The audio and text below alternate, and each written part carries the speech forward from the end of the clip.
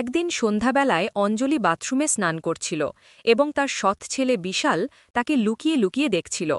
বাথরুমের দরজা পুরানো হওয়ার কারণে কিছুটা পচে গিয়েছিল, যার ফলে বিশাল সেই কাঠ খুঁড়ে খুঁড়ে একটি ছিদ্র তৈরি করে দেয়, আর সেই ছিদ্র দিয়ে সে প্রতিদিন তার মাকে স্নান করতে দেখত।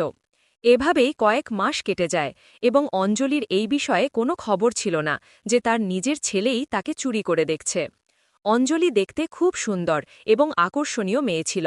তার শরীর ছিল খুব ভালো, যা যে কাউকে আকর্ষণ করার জন্য যথেষ্ট ছিল। যেখানে তার ছেলে তাকে নগ্ন অবস্থায় স্নান করতে দেখে আরও বেশি অস্থির ও তৃষ্ণার্ত হয়ে উঠেছিল। বিশাল মনে মনে পরিকল্পনা করতে শুরু করেছিল যে কোনোভাবে তার নিজের মায়ের সাথে একবার সবকিছু করতে পারলে মনে খুব শান্তি মিলবে। কিন্তু অঞ্জলি সম্পর্কে তার সৎমা ছিল। তার বাবা এখন এই দুনিয়ায় ছিলেন না। কোনো গাড়ি দুর্ঘটনায় তার মৃত্যু হয়েছিল, তাই সে সরাসরি তার সাথে কিছু বলতে পারত না। তার ভয় ছিল যে যদি সে তার নিজের মাকে কিছু বলে তাহলে সে তার উপর রাগ করতে পারে অথবা তার দাদাকে সব বলতে পারে, যার ফলে তার সম্মান ধূলিসাৎ হয়ে যাবে এবং দাদা তাকে বকবে তা আলাদা, আর কে জানে তার বাবা তার সম্পর্কে কি ভাববেন। এখন বিশাল এই বিষয়ে অনেক ভাবতে শুরু করেছিল, কিন্তু সে জানত না যে তার সৎ মাও একই জিনিস চাইছিল। তারপর একদিন খুব বৃষ্টি হচ্ছিল। যখন অঞ্জলি কাপড় ছাড়তে ছাদে গেল, তখন বিশাল তাকে তার কোলে তুলে নিল এবং হ্যালো বন্ধুরা, স্বাগত আপনাদের আমাদের আজকের গল্পে। বন্ধুরা, বিশাল প্রতিদিনের মতো তার মা অঞ্জলিকে লুকিয়ে লুকিয়ে দেখত। এই বিষয়ে অঞ্জলির কোনো জানা ছিল না। বিশাল এই বিষয়ে অনেক ভেবেছিল যে সে কিভাবে তার মাকে রাজি করবে। তারপর বিশাল তার ফোন থেকে একটি নকল আইডি তৈরি করেছিল এবং তাতে একটি মেয়ের ছবি দিয়েছিল। আর আইডি তৈরি করার পর সে তার নিজের মাকে একটি ফ্রেন্ড রিকোয়েস্ট পাঠিয়েছিল। অঞ্জলি বেশি বয়স্ক মহিলা ছিল না। অঞ্জলি যখন তার ফোনে ফ্রেন্ড রিকোয়েস্ট দেখল, তখন সে ভাবল একটি মেয়ের রিকোয়েস্ট এসেছে। অঞ্জলি রিকোয়েস্ট অ্যাকসেপ্ট করল এবং অঞ্জলির এমন করায় বিশালের কাজ আরও সহজ হয়ে গিয়েছিল। বিশাল যখন রিকোয়েস্ট পাঠিয়েছিল, তখন সে তার মায়ের সাথে ঘনিষ্ঠতা বাড়ানোর চেষ্টা করছিল। সে তার কাছে গিয়ে বসত, তার সাথে হাসি ঠাট্টা করত এবং যদি সে কোথাও বসে থাকত তাহলে সে ইচ্ছে করে তার সাথে লেপ্টে বসার চেষ্টা করত।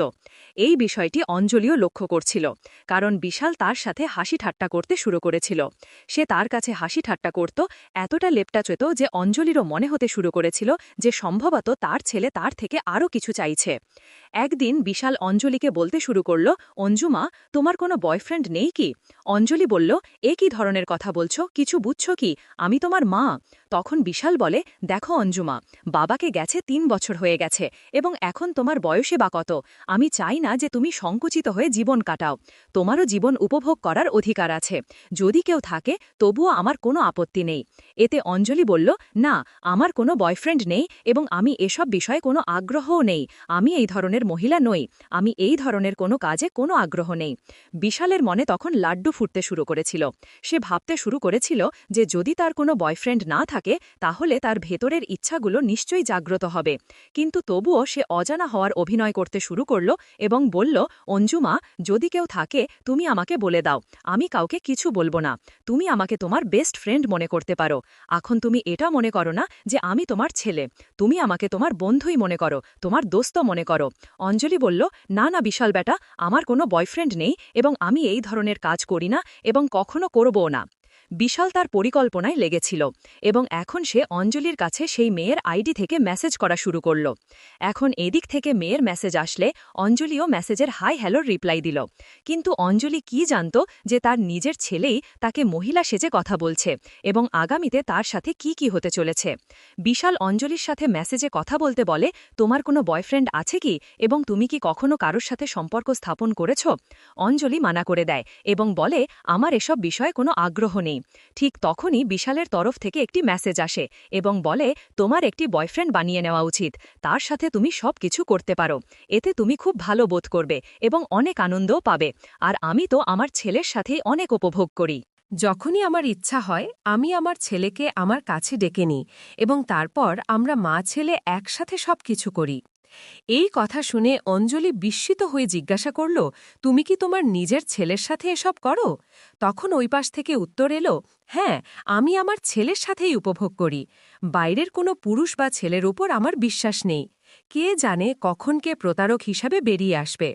তাই আমি আমার নিজের ছেলেকেই বয়ফ্রেন্ড বানিয়েছি এবং তার সাথে অনেক উপভোগ করি। আমরা মা ছেলে যখনই ইচ্ছা করি একে অপরের সাথে উপভোগ করি এবং আমাদের জীবন এইভাবেই কাটাচ্ছি। বন্ধুরা, এখন অঞ্জলির মনেও এই ধরনের চিন্তা আসতে শুরু করেছিল।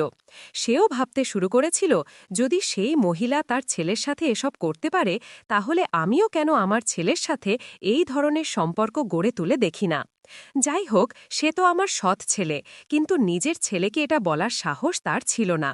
তাই এখন অঞ্জলিও তার ছেলের সাথে কিছুটা আলাদা ধরনের আচরণ করতে শুরু করেছিল এবং তার পরিবর্তিত আচরণ দেখে বিশালের মনেও লাড্ডু ফুটছিল। সে বুঝে গিয়েছিল যে আমার কথার তার ওপর প্রভাব পড়েছে। অঞ্জলিও এখন বিশালের কাছে এসে তাকে বলতো, জানাতো, তার সাথে ভালো ভালো কথাও বলতো, হাসি খুশিও শুরু করেছিল। এমনকি দুজনেই বেশ আটকে আটকে একে অপরের সাথে কথা বলতে শুরু করেছিল। অঞ্জলির মনে অনেক কিছু চলছিল। একদিন হঠাৎ বৃষ্টি এলো। ছাদে অঞ্জলি কাপড় শুকানোর জন্য রেখেছিল এবং অঞ্জলি দৌড়ে ছাদে গেল এবং যখন সে ছাদে পৌঁছাল তখন সে সব কাপড় নামিয়ে ফেলেছিল, কিন্তু একটি কাপড় দড়িতে আটকে গিয়েছিল। দড়িটি উঁচু হওয়ার কারণে অঞ্জলি অনেক চেষ্টা করছিল, কিন্তু সেই কাপড়টি বের করতে পারছিল না। তখন সে তার ছেলে বিশালকে ডাক দিল। বিশাল তৎক্ষণাৎ ছাদে পৌঁছাল। তখন অঞ্জলি তাকে বলল যে কাপড়টি তারে আটকে গেছে, তুমি একটু বের করে দাও। বিশাল বলল, আমি তোমাকে কোলে তুলে নিই এবং তুমি সেটি ভালো করে বের করে নাও। সে সুযোগ দেখে তৎক্ষণাৎ তার মাকে কোলে তুলে নিল এবং অঞ্জলি সেই কাপড়টি তার থেকে নামিয়ে ফেলল। এখন এই দুজন মা ছেলে একে অপরের খুব কাছাকাছি ছিল। ঠিক তখনই বিশাল অঞ্জলিকে এদিক ওদিক স্পর্শ করতে শুরু করল, তার সাথে আটকেলি খেলতে শুরু করল। অঞ্জলিও এর কোনো বিরোধিতা করল না, সেও তার সমর্থন দিল এবং দুজন মা ছেলের মধ্যে সেখানেই ছাদে বৃষ্টিতে সবকিছু হয়ে গেল, যা সম্ভবত হওয়া উচিত ছিল না। বন্ধুরা, এখন এই দুজন মা ছেলের মধ্যে যখন এই নোংরা খেলা শুরু হলো, তখন এটি একবারে কোথায় থামতে যাচ্ছিল। এখন এই দুজন মা ছেলে যখনই সুযোগ পেত তখনই একে অপরের সাথে উপভোগ করত। এভাবেই কিছু মাস কেটে গেল এবং পরে অঞ্জলি জানতে পারল যে সে প্রেগনেন্ট হয়ে গেছে এবং তার গর্ভে তারই ছেলের সন্তান বেড়ে উঠছে। এটি শুনে বিশালের পায়ের নিচ থেকে মাটি সরে গেল। সে ভয় পেয়ে গেল। তার মনে হল যে যদি এই কথা দাদাজিকে জানা যায় তবে খুব বেশি ডান্ডা পড়বে এবং মারও পড়বে, আর সমাজে এই কথা ফাঁস হয়ে গেলে খুব বদনামি হবে। সবাই বলবে যে তুমি নিজের মায়ের সাথে এসব করেছ। এখন এটাই দেখার বাকি ছিল। তখন তারা দুজন মিলে প্ল্যান করল যে এই শিশুটির অ্যাবর্শন করিয়ে নেবে। পরের দিন এই দুজন স্বামী স্ত্রী সেজে হাসপাতালে পৌঁছাল, কিন্তু হাসপাতাল স্টাফ অ্যাবর্শন করতে রাজি হল না। ডাক্তার স্পষ্টভাবে অস্বীকার করল যে আমরা এই ধরনের অ্যাবর্শন করি না। এটি শুনে দুজন মা ছেলে বেশ টেনশনে পড়ে গেল। এই দুজন মা ছেলের কাছে তাদের জীবন মৃত্যুর চেয়েও খারাপ লাগছিল। ওদিকে বিশাল ভিতরে ভিতরে কষ্ট পাচ্ছিল। তার মনে হচ্ছিল যে যদি এই কথা সবাই জানতে পারে তবে সমাজে তার ইজ্জত নষ্ট হয়ে যাবে এবং সে কারো সামনে মুখ দেখানোর যোগ্য থাকবে না। কোনোভাবে আমাকে আমার ইজ্জত বাঁচাতেই হবে। এখন এই লোকেরা একে একে অনেক জায়গায় চেষ্টা করল। যতদূর তাদের পরিচয় ছিল সেখানে তারা চেষ্টা করল, কিন্তু অ্যাবর্শনের জন্য কোনো হাসপাতাল রাজি হল না। যেখানেই তারা যেত প্রতিটি হাসপাতাল বলতো যে তুমি অন্য কাউকে নিয়ে এসো, তোমার বাড়ি থেকে কোনো সিনিয়র বা বড় কাউকে নিয়ে এসো। দিন কেটে যেতে লাগল। বিশাল এখন মনে মনে খুবই বিরক্ত হতে শুরু করেছিল এবং রেগে যেতে শুরু করেছিল। তখন বিশাল একটি প্ল্যান করল এবং তার মাকে বলল যে তুমি কাল আমার সাথে একটি নতুন জায়গায় যাবে, সেখানে আমি তোমাকে নিয়ে যাব। সেখানে তোমার অ্যাবর্শনও হয়ে যাবে এবং সহজেই আমরা এই সমস্যা থেকে মুক্তি পাব। অঞ্জলি পরের দিন বাড়ি থেকে পার্লার বলে বেরোল। কিছুক্ষণ পর বিশালও কলেজ বলে বেরিয়ে গেল। কিছু দূর গিয়ে দুজন মা ছেলে মিলিত হল। বিশাল অঞ্জলিকে বাইকে বসালো এবং তাকে জঙ্গলের দিকে নিয়ে যেতে লাগল। যখন তারা জঙ্গলের দিকে যাচ্ছিল তখন অঞ্জলি তাকে জিজ্ঞাসা করল যে এই পথ তো জঙ্গলের দিকে যাচ্ছে, আমরা কোথায় যাচ্ছি? তখন বিশাল বলল, চিন্তা করো না, যে হাসপাতালটি আছে তা একটু ছোট এবং এই জঙ্গল পার করলেই সামনে একটি হাসপাতাল আসবে।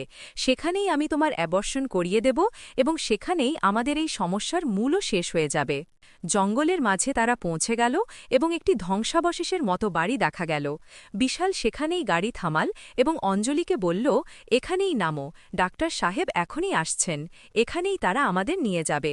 দুজন সেখানেই বসে রইল। তখন বিশাল তাকে বলতে শুরু করল, এখন তো অ্যাবর্শন হতে চলেছে, তাহলে কেন আমরা আর একবার এনজয় করি না?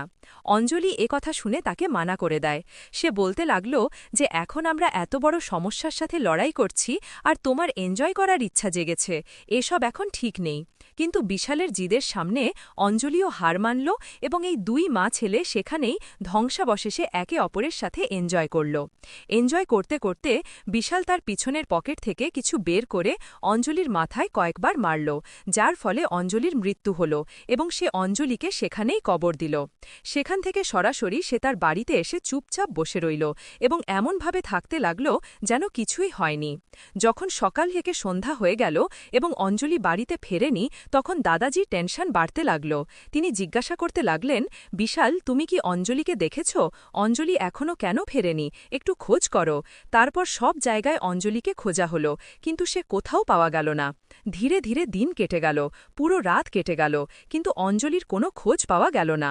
তখন পরের দিন দাদাজি পুলিশের কাছে গিয়ে রিপোর্ট করলেন। তখন পুলিশ তাদের তদন্ত শুরু করল। পুলিশ অঞ্জলির পার্লারে গিয়ে খোঁজ নিল। অঞ্জলি সেই দিন পার্লারে আসেনি।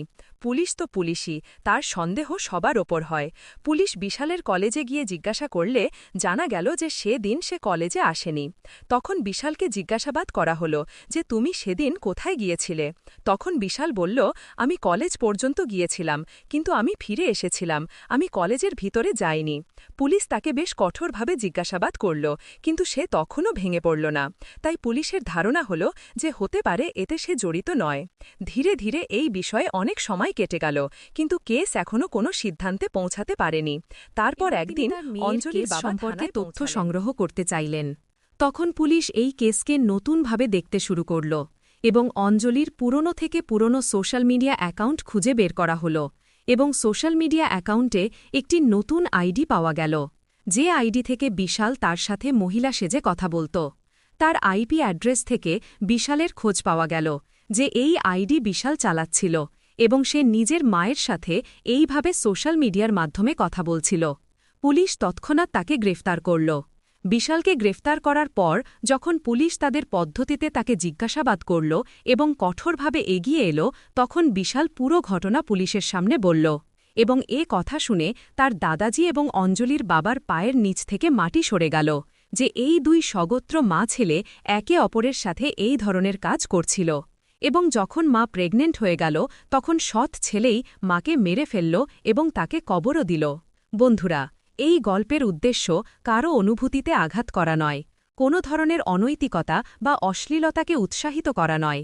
এই গল্প একটি বার্তা হিসাবে সমাজকে সচেতন করার জন্য বলা হয়েছে, যাতে মানুষের মধ্যে সচেতনতা ছড়িয়ে দেওয়া যায়, মানুষ যাতে জানতে পারে যে সমাজে কী ধরনের অপরাধ ঘটছে। তাহলে বন্ধুরা, আজকের গল্প কি কেমন লাগল? যদি ভালো লাগে তাহলে দয়া করে ভিডিওটি লাইক করুন, কমেন্ট করুন এবং চ্যানেলটি সাবস্ক্রাইব করতে ভুলবেন না। ধন্যবাদ।